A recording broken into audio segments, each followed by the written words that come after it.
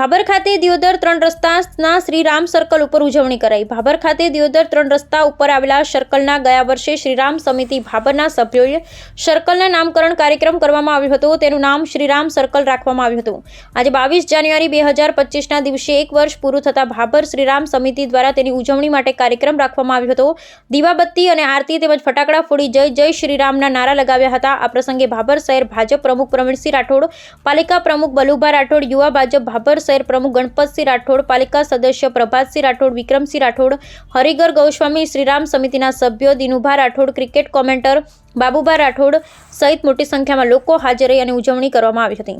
22 જાન્યુઆરી 2024ના રોજ આપણા ભગવાન શ્રી મર્યાદા પુરુષોત્તમ ભગવાન શ્રી રામની પ્રાણ પ્રતિષ્ઠા ગઈ સાલ થઈ હતી, જેના આજે 1 વર્ષ પૂર્ણ થયું એ નિમિત્તે ભાભર ખાતે રામ સર્કલ ખાતે સૌ ભાઈઓ મળી ભગવાન શ્રી રામને યાદ કરી મર્યાદા પુરુષોત્તમ ભગવાન શ્રી રામને ફૂલહાર અને કુમકુમ તિલક કરી અને ભગવાનને યાદ કરી સૌ ભાઈઓએ આજે ઉજવણી કરી।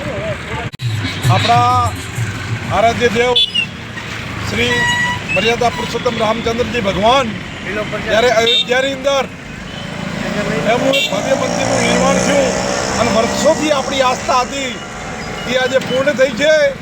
એને આજે 12 મહિના થઈ ગયા છે અને આજ સર્કલ લાઈકને ભાભર શહેરના આ ક્ષત્રિય સમાજ દ્વારા આ સર્કલનું નામકરણ ગઈ સાલ રાખ્યું હતું અને આજે એ તિથિ છે।